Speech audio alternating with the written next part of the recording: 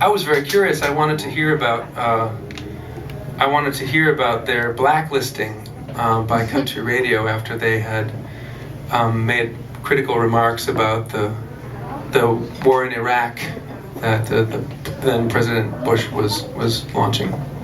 I was very interested because I had never known anybody who had their artistic freedom directly attacked, I guess you'd say.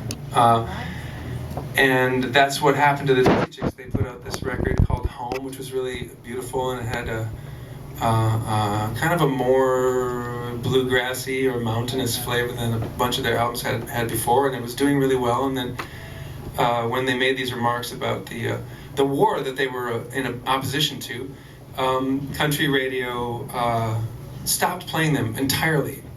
Like it was as if one day the lights just went out on the Dixie Chicks and no one was going to hear them again. And not to be dispassionate about it, but I had watched that from a distance and thought it was really interesting and a bummer, obviously, for them. But just almost like a place in the culture where music and musicians were deemed so important that they had to be silenced. Now, we all know the pattern. When a tyrant takes over a country, the first people that they kill are the artists. They kill the playwrights, they imprison the painters, they get rid of the folk singers. And yet in America, because things have been somehow disconnected in that way, and we haven't had any tyrants lately, I suppose, musicians have been allowed to kind of putter around in the corners of the culture. And that's what a lot of people do with their time in music. And I offer that with no judgment. But in this case of working with the Dixie Chicks, here I was going to actually get with some people who had their voices silenced in a way because of their political views. That was fascinating to me.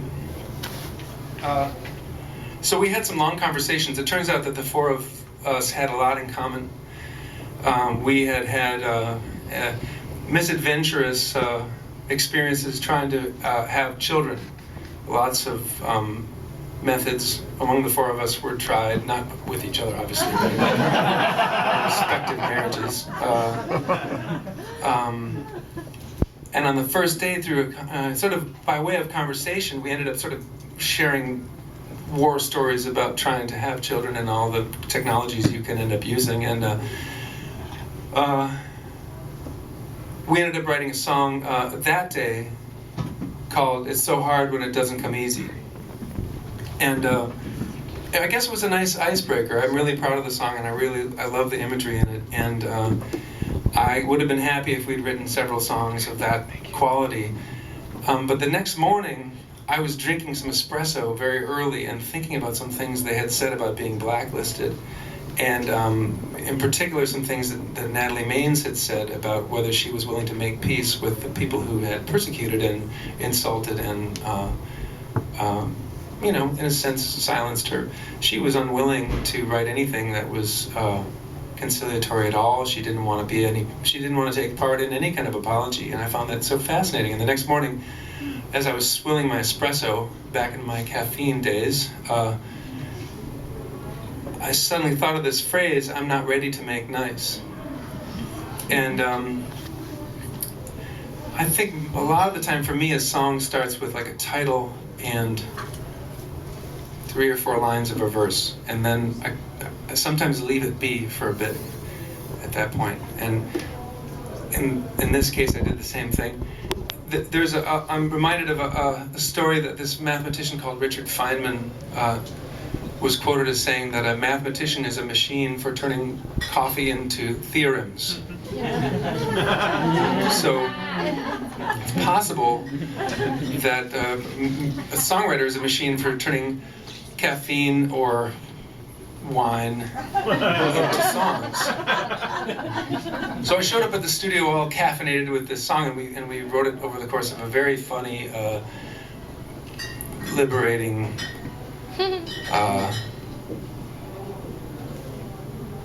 fast-moving day. It's called Not Ready to Make Nice. It's so full of spit and vinegar that I have to drink some water.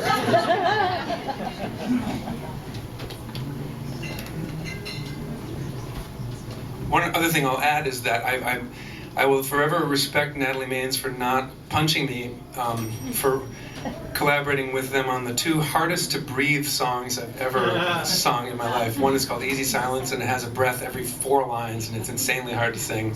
I only found that out when I did a version myself. I was perfectly willing to let her solve the problem. And there are definitely moments in Not Ready to Make Nice with that same quality. Okay, here we go. 1, 2, 3, 4.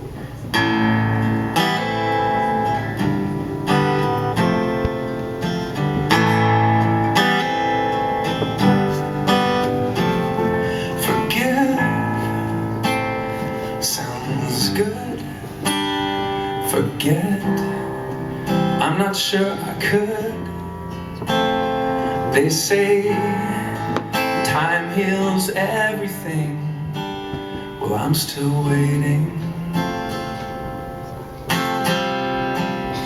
I'm through with doubt. There's nothing left for me to figure out.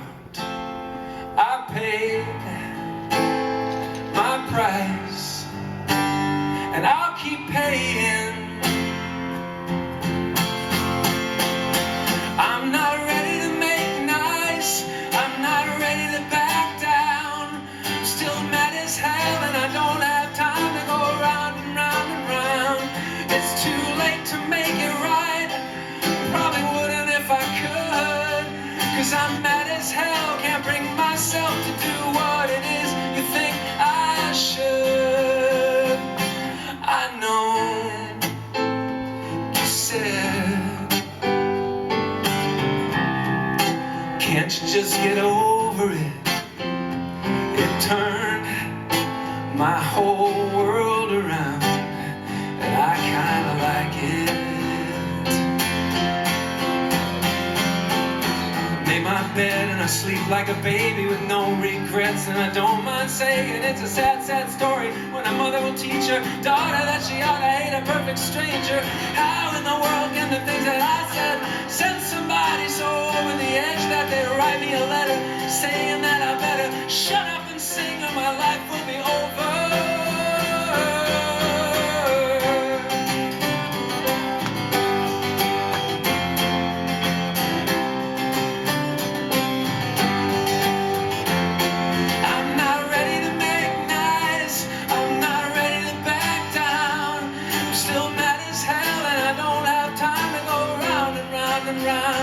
It's too late to make it right.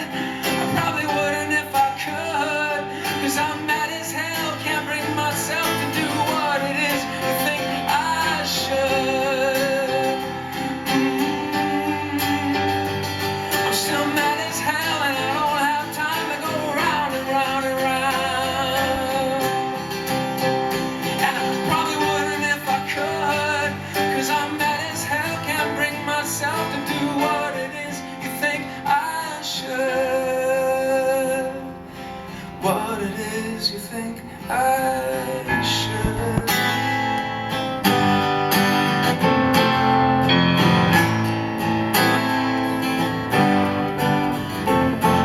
Forgive sounds good.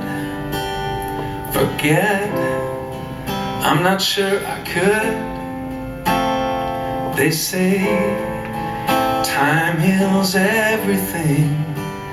Well, I'm still waiting. Wow.